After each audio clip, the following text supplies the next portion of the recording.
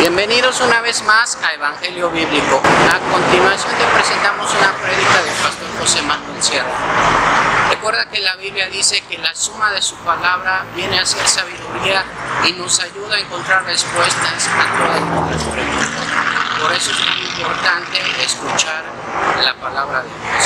Es por eso que a continuación te invito a que pongamos mucha atención en el siguiente mensaje. Quiero llevarles nuevamente a la carta que Pablo le escribió a una iglesia que él fundó, y es la carta a los Filipenses. Nuestro hermano Marco nos leía esta tarde en el capítulo 2. Nosotros vamos a volver otra vez al capítulo 2 y voy a pedir a los más pequeños, a los chicos, si pueden pasar a sus clases de la escuela dominical, mientras los demás nos quedamos aquí, por favor. Filipenses capítulo 2, yo voy a leer desde el versículo 5 al 11. Repito, Filipenses capítulo 2, del versículo 5 en adelante. Sin lugar a dudas, esta es la porción que más claramente nos habla acerca de la doble naturaleza de Jesús, la doble naturaleza de Cristo, su naturaleza divina y su naturaleza humana. A lo largo de la historia ha habido controversia, ¿no? ¿Quién era realmente Jesús? ¿Era realmente un hombre en el 100% en el sentido de la palabra de lo que es un hombre? ¿Sentía sed? ¿Sabía lo que era el dolor, el frío, el hambre, el cansancio? ¿O era una especie de Superman que no sentía absolutamente nada?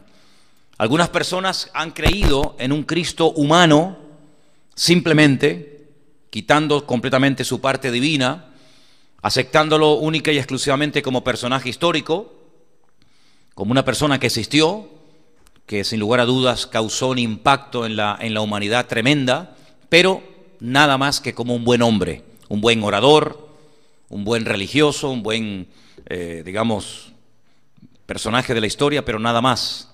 Otras personas lo consideraron como Dios, como divino, pero cuestionaron su parte humana, no aceptaban que verdaderamente fuera un hombre en el 100% de la palabra, sino que bueno, era un hombre, pero físicamente sí, por fuera, pero a la hora de la verdad, pues, él podía estar meses sin comer, podía prescindir de la bebida, no tenía necesidad de dormir, no era un hombre que tenía sentimientos o emociones como los que puede tener un ser humano. ¿Quién era realmente Jesús? ¿Era realmente divino? ¿Era 100% divino, 100% humano? La porción que más claramente nos habla acerca de esta especie de mezcla entre su naturaleza humana y divina, la vamos a leer esta tarde. Está en Filipenses capítulo 2, a partir del versículo 5. ¿Lo tienen, hermanos?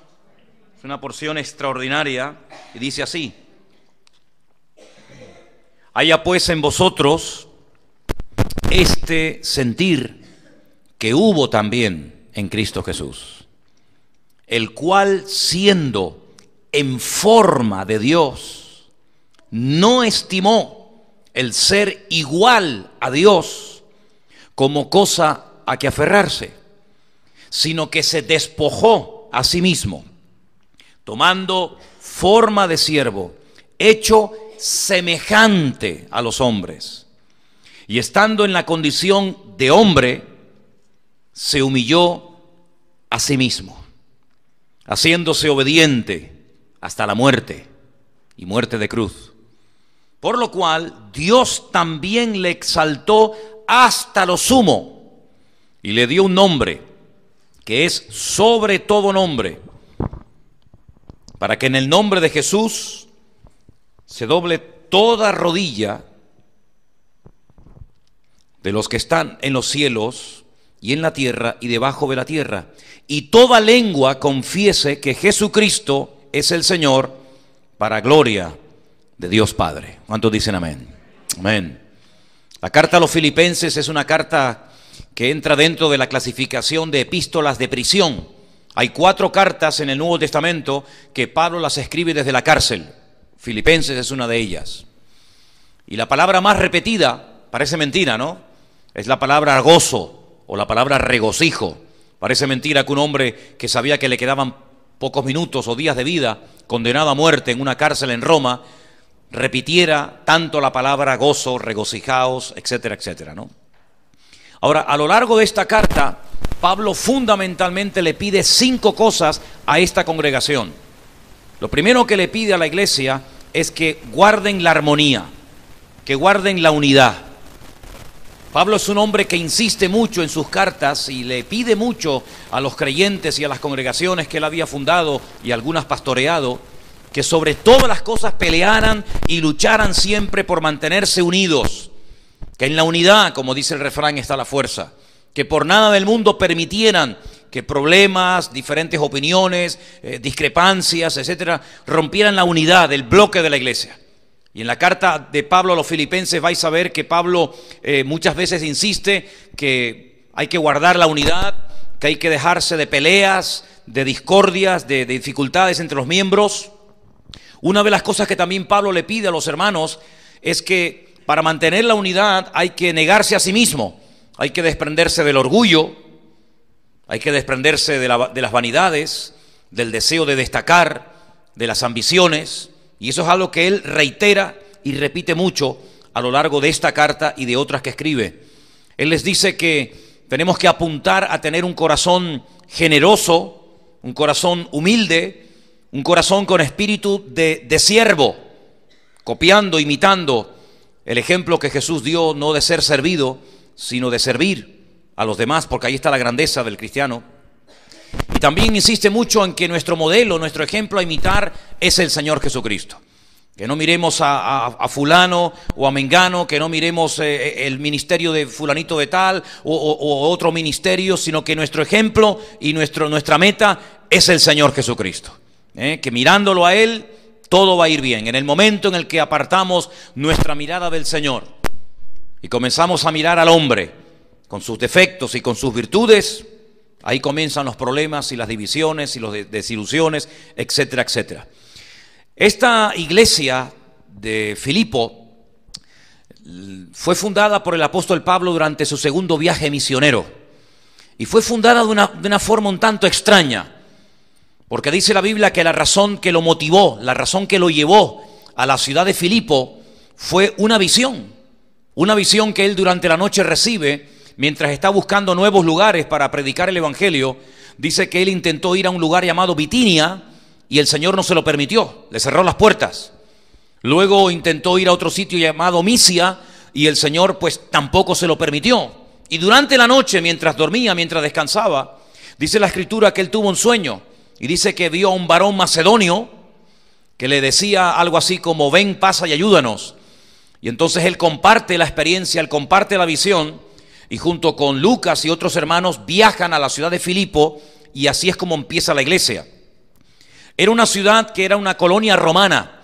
Es una ciudad que fue fundada en el año 368 antes de Cristo por un personaje llamado Filipo. Por eso la ciudad lleva su nombre.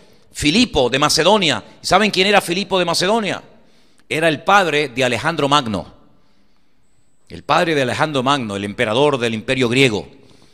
Y en esa ciudad Pablo se establece, pero cuando llega se da cuenta de que hay tan pocos judíos que no puede ir a una sinagoga y utilizar la sinagoga como plataforma para presentar el evangelio, sino que la gente se reunía a las afueras de la ciudad en un río.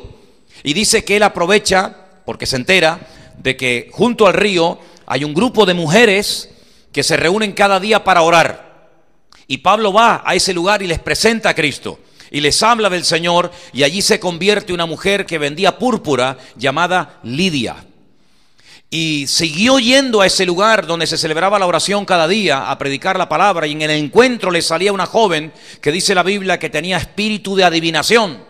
Y Pablo reprende a ese espíritu y esa chica es liberada de esa atadura espiritual, ¿verdad? Hay dones que no son dados por Dios, hay dones que a veces el diablo da a ciertas y determinadas personas que se ponen a su servicio y se autofinancian con el don, y dice la Biblia que producía una gran ganancia para los dueños, para los amos de esa chica. Esa chica fue liberada y también se convirtió, y a raíz de ese milagro, a raíz de esa intervención poderosa del poder de Dios, dice la Biblia que Pablo es puesto en prisión junto con un compañero llamado Silas. Y a medianoche, mientras sus espaldas estaban ensangrentadas y llenos de heridas por la paliza tremenda que les habían dado, comenzaron a cantar, comenzaron a alabar al Señor. Dice que los presos oían. Y de repente se produjo un terremoto impresionante en la cárcel, tan fuerte que dice que los cimientos de la cárcel se sacudían y todas las puertas se abrieron, las cadenas se soltaron de las manos de los presos, y cuando el carcelero, ciudadano romano, vio que todas las puertas de la cárcel estaban abiertas, dice que se quiso acostar sobre su espada y quitarse la vida, porque eso es lo que le esperaba al día siguiente a un carcelero si perdía algún preso. Pero Pablo gritó y dijo: no lo hagas, porque todos estamos aquí, nadie se ha escapado, todos estamos en este lugar. Le cae una convicción, un temor de Dios tan tremenda a este hombre que dice: ¿qué tengo que hacer yo para salvarme? Y Pablo dice: cree en el Señor Jesucristo y serás salvo esta misma noche, tú y toda tu casa. Dice que esa misma noche se convirtió el carcelero con toda su familia, y dice que esa misma noche Pablo los bautizó. Así que así empezó la iglesia, con milagros, con prodigios y con maravillas. Y sabemos por la historia bíblica y por otras fuentes que durante 8 años Lucas se quedó allí, Lucas, pastoreando la congregación en Filipo. Todo esto lo podéis ver en el libro de los Hechos, en el capítulo 16. Esta iglesia nació durante el segundo viaje misionero del apóstol Pablo. Pablo se marcha, se va a otro lugar, se va a Tesalónica a predicar el evangelio, permanece allí 3 semanas y después se va a otro lugar, y así continuó durante toda su vida. La iglesia comenzó a sufrir persecuciones tremendas, tremendas, y Pablo, aproximadamente entre el año 63, 64, años después de haber establecido la iglesia en Filipo, les escribe una carta a los hermanos y a través de ella intenta animarlos. Tranquilo, hermanos, estáis siendo perseguidos, pero no solamente ustedes, sino también otros hermanos en otras partes del Imperio Romano también están siendo perseguidos. Él intenta alentarlos, le da gracias al Señor por la vida de los filipenses, porque dicho sea de paso, fue la única iglesia de todas las que fundó Pablo, que fueron unas cuantas, la única iglesia que le ayudó a él económicamente, enviándole en varias ocasiones ofrendas. Curiosamente, fue la iglesia de Filipo. Y Pablo nuevamente comienza a hablar acerca de la unidad. Se entera de que hay dos hermanas, que mira por donde la Biblia nos dice cómo se llamaban: Evodia y Síntique. Dice que había algo entre ellas. No dice la Biblia qué ocurría, pero sí relata la Escritura de que entre Evodia y Síntique no había unidad. Había algo había ocurrido, y Pablo dice: yo les ruego, les suplico a estas 2 hermanas de la congregación que se porten como cristianas. Y no vamos a darle lugar en ningún momento a las peleas internas, porque en medio de las persecuciones, en medio de la presión espiritual en la que estáis, lo último que le tenéis que dar lugar es a la división, porque eso se va a volver en vuestra contra. Y por eso dice: ruego a Evodia y a Síntique que las 2 hermanas sean de un mismo sentir. Ahora, el apóstol Pablo, sin lugar a dudas, con una inspiración del cielo tremenda, presenta a Cristo en este capítulo, en esta porción que hemos leído esta tarde, de una forma realmente tremenda. Y vamos a ir analizando algunas frases del pasaje que hemos leído esta noche muy interesantes. Por ejemplo, en el versículo 1 de la carta a los Filipenses, capítulo 1:1, Pablo dice que junto con Timoteo, que son siervos de Jesucristo, escribe la carta a todos los santos que están en Cristo Jesús. Ahora, él utiliza muchas veces la palabra santos cuando escribe una carta, sea a los filipenses o sea a cualquier otra congregación. Y aunque parece que esto lo tenemos claro, y parece que ya la palabra santos sabemos lo que es y lo que no es, a lo que hace y a lo que no hace referencia a la palabra, yo creo que es bueno en esta tarde aclarar a quién se refería Pablo cuando hablaba de los santos. La palabra santo en hebreo sabéis que es kadosh, pero el Nuevo Testamento se escribió en griego y la palabra es agios. Y la palabra agios, cuando se mencionaba esa palabra en la cultura griega, no les venía a los griegos a la cabeza lo que a lo mejor nos puede en un momento determinado venir a nosotros, sino que esa palabra hacía referencia a un tipo de personas diferentes. Es decir, que la palabra agios se puede traducir de dos formas. Optaron por traducirla por la palabra santos, pero también se puede traducir perfectamente por la palabra diferentes.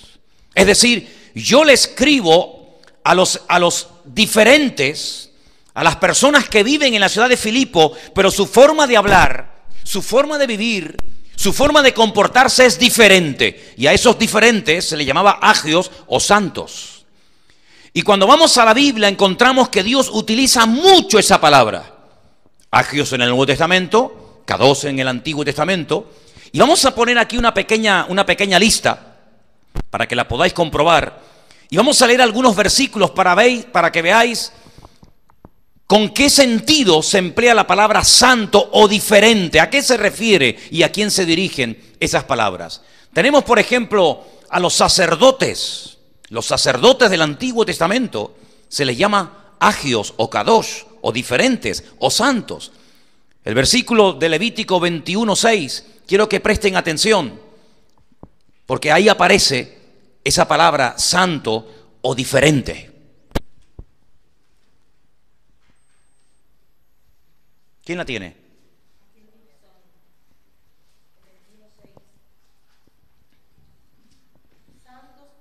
Santos serán a su Dios y no profanarán el nombre de su Dios, porque las ofrendas encendidas para Jehová y el pan de su Dios ofrecen, por tanto, serán santos. ¿Os dais cuenta? Cuando el Señor escoge a una tribu, que fue la tribu de Leví, para que fueran sacerdotes, los está escogiendo, los está apartando del resto de las familias, para que no se dediquen a la agricultura, que no hay nada malo en ello, para que no se dediquen a la ganadería, que no es ningún delito, sino yo quiero que esta gente, que los conocemos como sacerdotes, quiero que sean diferentes. Por eso ellos no pueden ser agricultores, ni ganaderos, ni propiedades pueden tener, ni tierra van a heredar. El Señor dice, yo soy la tierra de ellos. Ellos van a ser santos. Si le choca la palabra santos por el contexto del cual venimos, ponga la palabra diferentes. Por eso los sacerdotes vestían diferente. Tú veías a un sacerdote y lo reconocías automáticamente, porque su forma de vestir, su forma de orar, su forma de comportarse, su familia, sus hijos, eran completamente diferentes a uno de la tribu de Rubén, o de la tribu de Manasés, o de la tribu de Isaacar o Zabulón. Por eso los requisitos que tenían que cumplir los sacerdotes, los diferentes, están estipulados en la palabra. Por ejemplo, una persona de la tribu de Rubén podía tener un defecto físico, o podía tener un problema en el matrimonio. No era lo correcto, pero podía tenerlo. O con una de sus hijas. Los sacerdotes no. Las exigencias, el listón se le ponía tan alto a los sacerdotes, porque el Señor ha declarado en ese texto que hemos leído esta noche, que ellos tenían que ser un pueblo, una gente diferente, totalmente del resto del pueblo. Y esa es la palabra que se emplea, kadosh o agios en el Nuevo Testamento. Pero no solamente acerca de los sacerdotes, sino de una parte de la economía, una parte del dinero que la conocemos como el nombre de diezmo, también se emplea esa palabra. Y vamos a leer en Levítico 27:30 y también en el versículo 32. Adelante. Y el diezmo de la tierra, así de la simiente de la tierra como del fruto de los árboles, es de Jehová, es cosa dedicada a Jehová. Y el 32 dice, y todo diezmo de vacas o de ovejas, de todo lo que pasa bajo la vara, el diezmo será consagrado a Jehová. Es decir, lo que ellos iban a consagrar al Señor, lo que ellos iban a apartar para el Señor, dice que tenía que ser santo, es decir, diferente. La utilización que se le daba a esa parte del dinero era completamente diferente al resto que le quedaba a la persona. Usted era ganadero, y ese año usted había tenido el privilegio de ver a sus ovejas parir, y habían parido 1000 corderos. 100 eran diferentes. La utilización, el destino de esos 100 corderos era diferente. No se podía comer, no se podía vender, no se les podía vender, no se podía cambiar como una especie de trueque, ¿verdad?, por otra mercancía, sino que tenía que ser santo, es decir, diferente, algo distinto.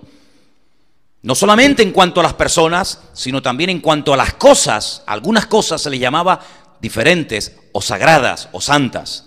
Tenemos, por ejemplo, una parte del templo de Jerusalén o del tabernáculo que también se le llamaba un lugar diferente, un lugar santo, un lugar distinto. Lo vamos a ver en Éxodo 26:33, por favor. Y lo pondrás sobre 4 columnas de madera de acacia cubiertas de oro, sus capiteles de oro sobre basas de plata. Y pondrás el velo debajo de los corchetes y meterás allí del velo adentro el arca del testimonio. Y aquel velo os hará separación entre el lugar santo y el santísimo. ¿Os dais cuenta? Dios separa las cosas. Nosotros tenemos que también aprender a separar lo que es de Dios y lo que no es de Dios. No hay nada peor que mezclar y bueno, todo vale, no importa. No. El apóstol Pablo es muy estricto en esto. Cuando él dice, la luz no se puede juntar con las tinieblas. Una cosa es la luz y una cosa son las tinieblas. Una cosa es un inconverso y otra cosa es una persona convertida, siervo de Dios. Y no puede haber comunión entre una cosa y otra cosa.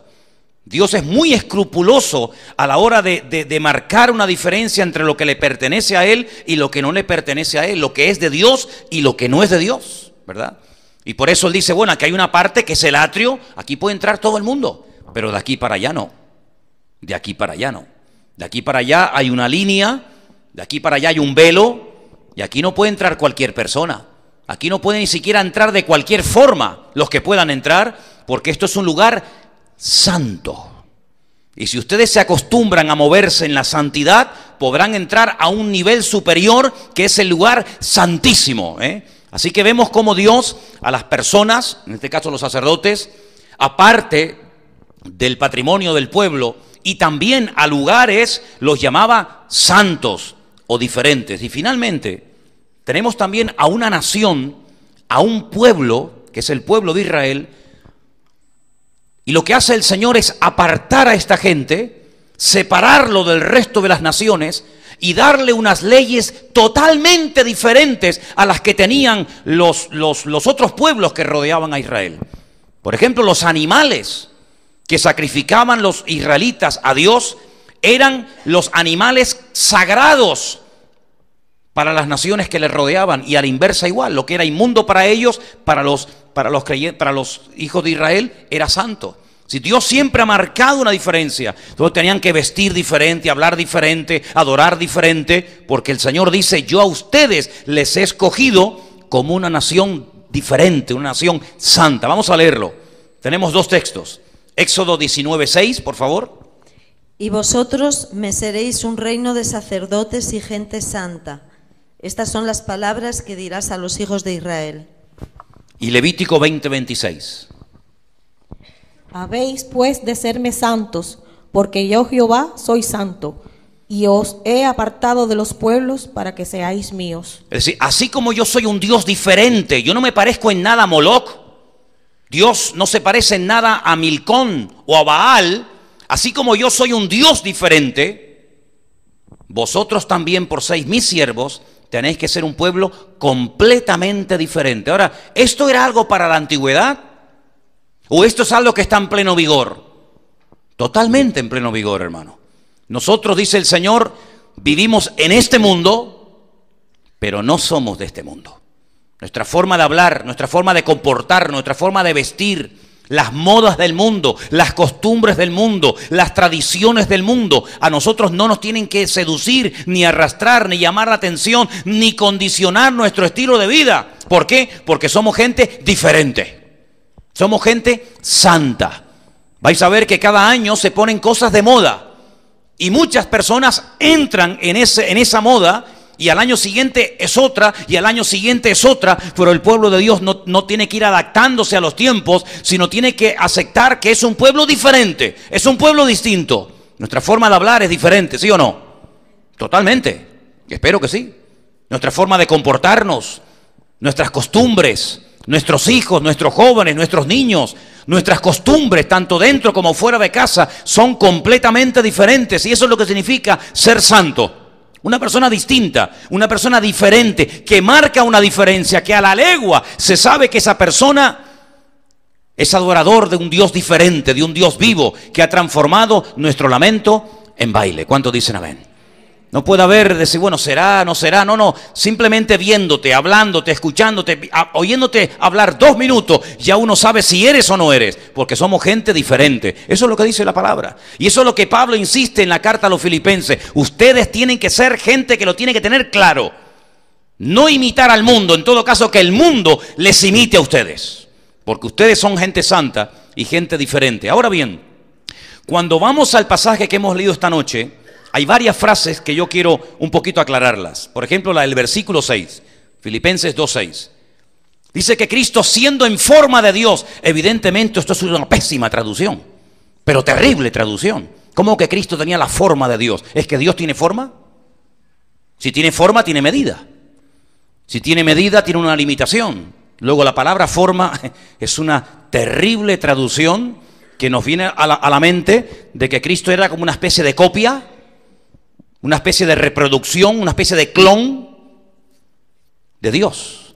Y Cristo no imitaba a Dios. Cristo no se parecía a Dios. Cristo no era un clon ni una copia de Dios. Cristo era y es Dios. Él no jugó un papel, él no estaba haciendo un papel como puede hacer un actor. Decir, mira, tú vas a ser el malo de la película. O tú vas a ser el asesino o el detective. O tú vas a ser el que mata a la chica. O tú vas a ser el que enamora a la chica. Cristo no estaba haciendo un papel. Cuando Él vivió como hombre, era 100% hombre. Pero ¿qué fue lo que pasó? Si era verdaderamente Dios, ¿cómo Él no podía estar en 2 sitios al mismo tiempo?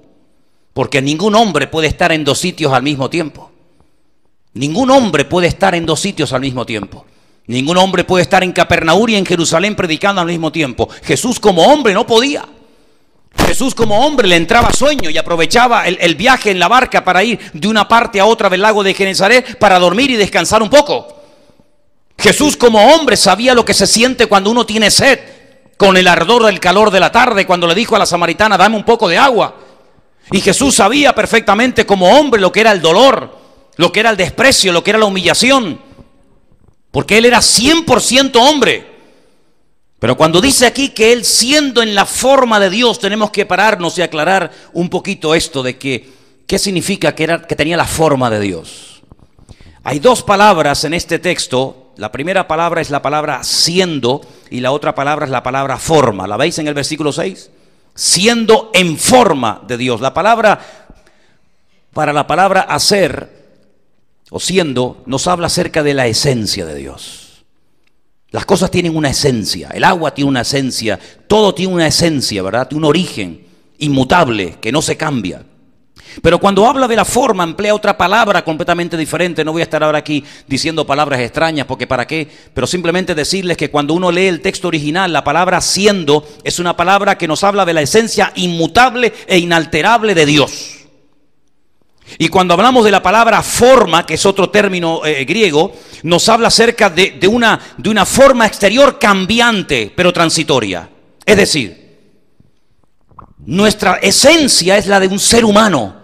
Nosotros nacimos humanos, viviremos toda la vida como seres humanos y nos moriremos como seres humanos. Es decir, nuestra esencia es inmutable e inalterable, pero nuestra forma exterior es cambiante. Por ejemplo, la forma, la apariencia que tú tienes hoy no es la que tú tenías hace 40 años atrás. O alguno está exactamente igual que hace 40 años. Cuando llegue la gente y dice, oye, por ustedes no pasan los años, no le hagas ni caso. No le hagas ni caso.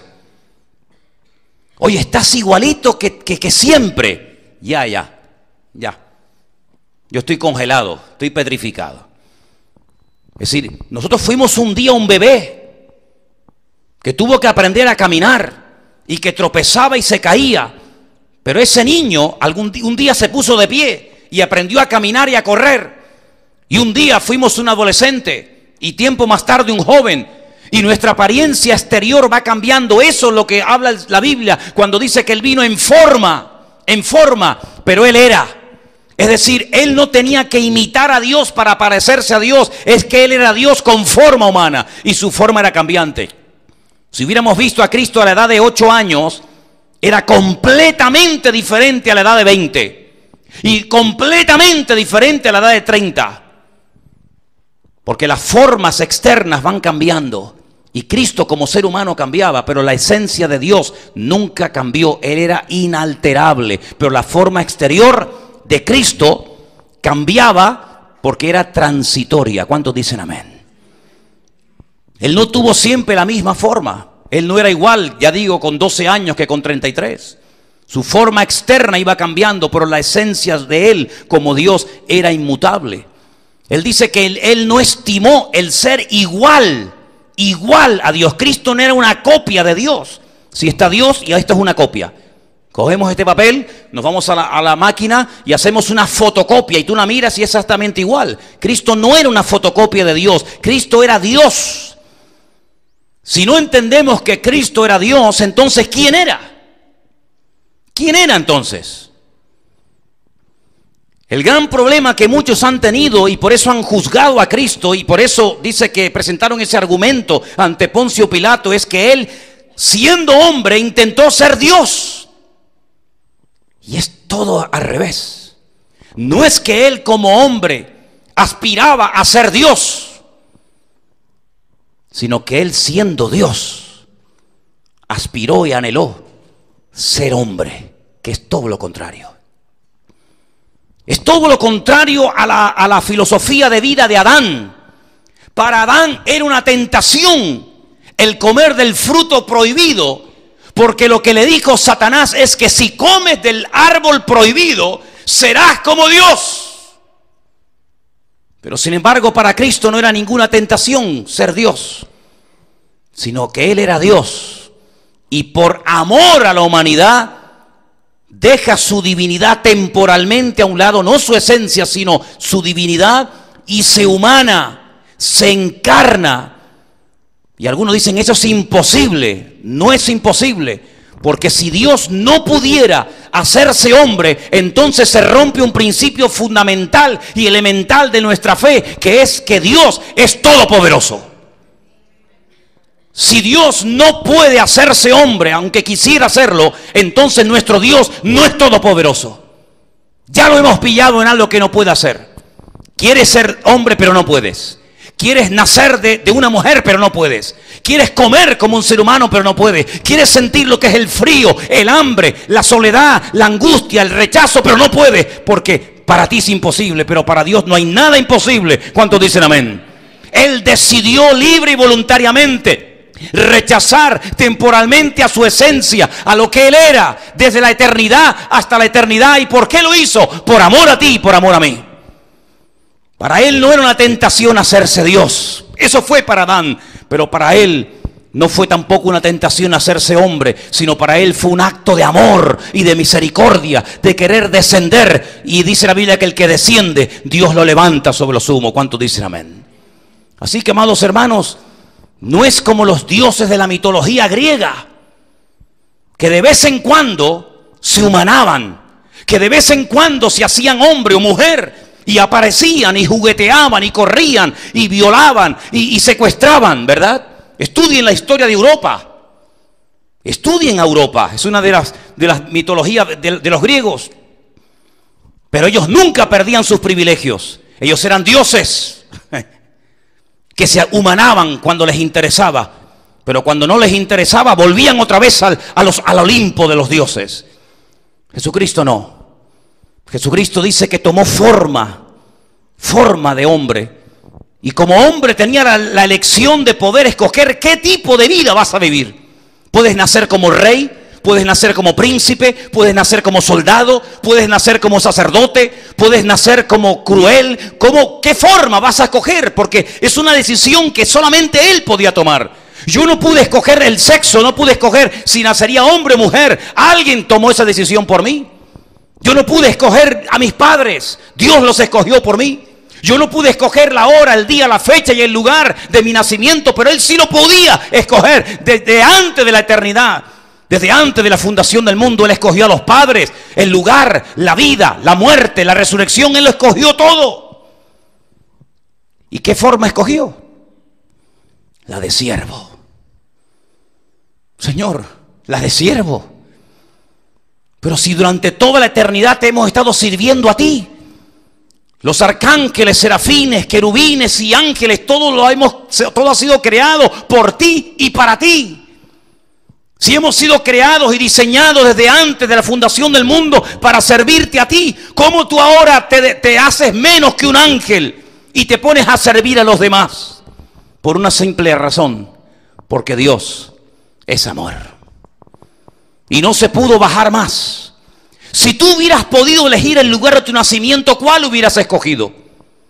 Si hubieras podido escoger la época, el año, la familia, el apellido, seguramente hubieras optado, no sé, por otro lugar, otros nombres, otro apellido. ¿Sabe Dios qué? Hubieras decidido nacer como rey, como emperador. Él tuvo esa elección en su mano y él decidió nacer en el país más pequeño, en el pueblo más pequeño, insignificante, en la familia más humilde, y optar por la vida más humilde y más oscura que un ser humano puede escoger, que es la de siervo bajo la opresión de un imperio llamado Roma. Se despojó, se anonadó, como dice verdaderamente el texto, y ninguna Biblia lo ha traducido así, lamentablemente. Se vació. ¿Se vació de qué? De lo que era. Se vació de su divinidad. Se vació totalmente y habitó entre nosotros. Y dice la Biblia, y vimos su gloria. Se autolimitó. Decidió limitarse en espacio y en tiempo. Decidió limitarse. Y la pregunta es, ¿por qué tanta humillación? ¿Por qué tan bajo? Cuando entendemos todo esto, hermanos, podemos captar un poco de la misericordia y del amor de Dios. Dios nunca pierde, Él siempre gana. Cuando los ángeles le fallaron, cuando algunos ángeles se rebelaron contra Él, cuando Satanás se rebeló contra Él, intentó apartarlo y quitarlo del trono, Dios no movió ni un solo dedo para restaurarlos en la posición original. No hay restauración en el mundo angelical. No hay restauración. No hay segunda oportunidad. Cayeron y ahí se quedaron. Pero cuando el hombre va a ser creado en su omnisciencia, Él sabe que lo que va a crear no es un ser defectuoso y por eso falló, sino que es un ser perfecto y por eso falló. Y ustedes dicen, pero esto es una incongruencia, porque lo defectuoso es lo que falla y lo perfecto es lo que nunca falla. No, al revés, al revés. Era tan perfecto el ser humano que Dios creó, que el hombre sí que es un clon en cierto sentido de la naturaleza divina, y le da la capacidad de escoger lo que llamamos nosotros vulgarmente el libre albedrío, la capacidad de poder decidir entre el bien y el mal. Eso forma parte de la perfección. Si no formara parte de la perfección el que el hombre pudiera rebelarse contra su creador, entonces sería un autómata, sería un robot y no un ser a la imagen de Dios. Porque el único que tiene capacidad de escoger es Dios. Y Dios escogió lo que ya les acabo de decir para su Hijo Jesús y la vida que le dio a su Hijo. Y el hombre tenía la capacidad de escoger entre adorar a Dios o no honrar a Dios, entre servirle o desobedecerle, y optó por la desobediencia. Porque para él, como dije hace un instante, era una tentación subir, escalar y llegar a ser Dios. Sin embargo, amados hermanos, hasta el día de hoy estamos sufriendo las consecuencias de la egolatría, es decir, el recibir adoración como si uno fuera Dios, cuando solamente hay un Dios, y al Señor tu Dios adorarás y a Él solo servirás.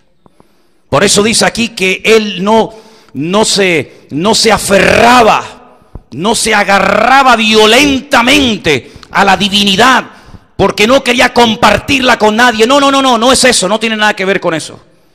Él no consideró el existir en igualdad con Dios como algo que tenía a lo que aferrarse. No se aferró a la igualdad con Dios como reteniéndola celosamente para sí, sino que voluntariamente se desprende de ella. Y ahora podemos entender cómo Él era capaz de leer los pensamientos de la gente, y cómo era capaz de multiplicar panes y peces, y cómo era capaz de caminar por encima de las aguas, y cómo era capaz de perdonar pecados, y cómo era capaz de decirle, he aquí un verdadero israelita, pero si nunca me has visto, yo te vi a ti cuando estabas debajo de la higuera. Y ahora podemos entender por qué él dijo, yo soy antes de Abraham. Y le dijeron, pero si no tienes ni 40 años. Dice, yo soy antes de Abraham y vosotros sois de vuestro padre el diablo, porque el diablo peca desde el principio, como vosotros también.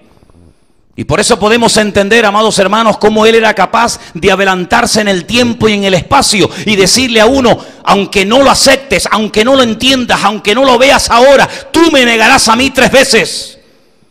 Y no es que estuviera profetizando, sino simplemente está relatando por adelantado lo que va a ocurrir en minutos o en horas posteriores. Porque para Dios el presente, el pasado y el futuro ocurre todo en el mismo tiempo, porque Él lo sabe todo desde antes de la fundación del mundo. La pregunta es, si Él sabía que Adán y Eva le iban a pecar, ¿para qué los creó? Si tú sabes que te vas a comprar un coche y mañana se te va a reventar el motor y te va a dejar tirado en la autopista, ¿para qué lo compras? Nosotros solemos tantear las cosas antes de comprarlas, sobre todo las mujeres. No es que Elena me hizo así, me tocó antes de casarse conmigo. Pero muchas veces cuando vas a un sitio y vas a comprar una tela, ¿no la tocan? Dios tocó nuestro material para ver de qué estábamos hechos. Y dijo, a ver, barro, tierra. ¿Quién da la vida por un muñeco de barro? ¿Quién da la vida por un muñeco de barro que no vale nada? ¿Alguien quiere esto? ¿Alguien quiere este muñeco? Jesús dijo, yo lo quiero. Sóplales aliento de vida, dales un tiempo de vida, que se comporten como lo que son, como muñecos de barro, que se crean que son dioses, pero son muñequitos de barro con vida, y cuando hayan caído en lo más bajo, yo bajo y los rescato y los compro con mi sangre. Y el Padre dijo, tú lo has dicho, así será. Por eso el apóstol Pablo dice, amados hermanos, que para él no era una lucha interior, me agarro a lo divino, lo suelto, lo comparto. No, para él no era ningún problema. Porque hay algo que tenemos que tener bien claro en nuestra vida, y es que nuestro Dios es un Dios de amor. Y el amor da, el amor se ofrece, el amor se manifiesta. Y qué mejor manifestación del amor de Dios que Él mismo en persona, que venga a morir por nosotros. Por eso cuando los discípulos entendieron quién era, cuando por fin entienden a quién tienen delante, dice que postrándose lo adoraron. Lea el último versículo del Evangelio según San Lucas. Dice, ellos después de haberle adorado, vuelven a Jerusalén con gran gozo. La pregunta es, ¿tú tienes claro quién es Jesucristo en tu vida? ¿Tú tienes claro que es mucho más que un personaje histórico? ¿Tienes claro que Jesucristo es Dios en carne y hueso, Emmanuel, Dios con nosotros, limitándose temporalmente, transitoriamente, por amor a tu vida? ¿Lo tienes claro? Si no lo tienes claro, la primera crítica no aguanta. Ante el primer problema no aguanta, pero cuando uno lo tiene claro, uno dice, ¿a dónde voy después de haberte conocido si tú tienes palabra de vida eterna? ¿Cuántos dicen amén? ¿Lo tienes claro? Los magos de Oriente lo tenían clarísimo. Ahí tenemos la esencia de Dios. Su forma exterior es cambiante, va a crecer, pero la esencia es la de Dios. Y por eso se postraron y le adoraron a un niño que no hablaba, a un niño que no hacía nada, pero que por fuera era un niño, pero por dentro era la mismísima esencia del Dios vivo y verdadero. ¿Cuántos dicen amén? En Juan capítulo 1, los primeros versículos, nos habla un poco más claro acerca de esta unión entre esa divinidad eterna y esa humanidad temporal de Jesús. Juan capítulo 1, verso 1. Es un capítulo maravilloso que, si te fijas, empieza con las mismas palabras con las que empieza la Biblia. Si alguien ha comenzado a leer la Biblia desde el principio, te vas a dar cuenta que las primeras palabras de la Biblia son en el principio. que en hebreo es una sola, Bereshit. Y cuando vas al Evangelio según San Juan, te encuentras que en hebreo empieza con la misma palabra, Bereshit. Pero no dice en el principio era Dios, o perdón, en el principio creó Dios los cielos y la tierra, sino que dice en el principio era el verbo. Y el verbo era con Dios y el verbo era Dios. Es decir, que el verbo y Dios es lo mismo, exactamente lo mismo. Pero en la omnipresencia de Dios, en el deseo soberano de Dios, decidieron separarse temporalmente para luego volver a unirse en uno. Porque eso es lo que vamos a ver en la eternidad, la unicidad de Dios. Este era en el principio con Dios. Y ahora escucha, todas las cosas, cielo, tierra, sol, luna, todas las cosas fueron hechas por Él. Y sin Él, nada de lo que ha sido hecho fue hecho. Luego la pregunta es, ¿quién creó? ¿Dios o Jesucristo? No es A o B, no es uno u otro. ¿Quién creó? Génesis 1:1 dice, en el principio Elohim, Dios fue el que creó. Y Juan me dice que Él fue el que creó. Entonces los dos no son dos, son uno. ¿Cuántos dicen amén? Y en Él estaba la vida, y la vida era la luz de los hombres. A veces dice la gente, pero si hasta el cuarto día no hubo sol. Pero dice la Biblia que Dios creó la luz, que había luz. ¿Qué luz había? La de Él. La luz de Dios era la que iluminó el mundo, hasta que en el cuarto día crea una luz limitada, como fue la luz del sol. Pero la luz que brilló desde siempre, desde la eternidad hasta la eternidad, es la luz de Dios. En nuestra mente decimos, ¿cómo puede haber luz si no fue creado el sol hasta el cuarto día? Pero sin embargo dice la Biblia que Él es la luz. Y esa era la luz que iluminaba a los hombres. La luz en las tinieblas resplandece. Claro, veis en Génesis que en una parte había tinieblas y en otra parte había luz. Claro, donde Él estaba, donde Él está, siempre hay luz. Donde Él no está, hay tinieblas y oscuridad. La luz resplandece, las tinieblas no prevalecieron contra ella. Y ahora dice, hubo un hombre enviado por Dios, el cual se llamaba Juan. Este vino por testimonio para que diese testimonio de la luz, a fin de que todos creyesen en Él. ¿No te das cuenta que hay como una palabra sinónima, luz y Él? Es lo mismo, Él o la luz es lo mismo. Jesús dijo, yo soy la luz del mundo. Y dice que Él vino para dar testimonio de la luz, es decir, de Él, del Señor Jesús, a fin de que todos creyesen por Él. No era Él la luz, sino para que diese testimonio de la luz. Aquella luz verdadera que alumbra a todo hombre venía a este mundo. En el mundo estaba, y el mundo por Él fue hecho. Gloria a Dios. Pero el mundo no le conoció. Algunos citan este versículo siempre en plural y lo citan mal. Espero que ustedes no cometan esa gravísima equivocación. Dice, a los suyos vino, y no dice eso la Biblia. No dice a los suyos, dice a lo suyo. Una cosa es que yo venga a lo mío, y otra cosa es que venga a lo vuestro. No vino a los suyos, vino a lo suyo, a lo que tenía que hacer, a eso vino. Y los suyos no le conocieron, no le recibieron. Mas a todos los que le recibieron, a los que creen en Él, les dio una autoridad, un poder, un título. ¿Cuál es? Hijos de Dios. Hijos de Dios. Es que ese título antes lo tenían otros. Cuando ustedes van al libro de Job, ustedes se van a dar cuenta que a los ángeles en el principio se les llamaba hijos de Dios. Pero ahora eso se acabó. Porque como dije el otro día, Dios no cambia, pero su relación con los hombres sí. Dios pasó de un contrato a un pacto. Y por eso a ustedes que antes yo los trataba como hijos, no, ahora hijos míos son los que me reciben y los que creen en mí. A eso solamente. Los cuales no son engendrados de sangre, ni de voluntad de carne, ni de voluntad de varón, sino de Dios. Y termino con el verso 14. Y aquel verbo, aquella palabra, dice otra versión de la Biblia, fue hecha carne y habitó entre nosotros. Vimos su gloria, gloria como del unigénito del Padre, lleno de gracia y lleno de verdad. Dios dijo que el hombre sería hecho a su imagen y a su semejanza.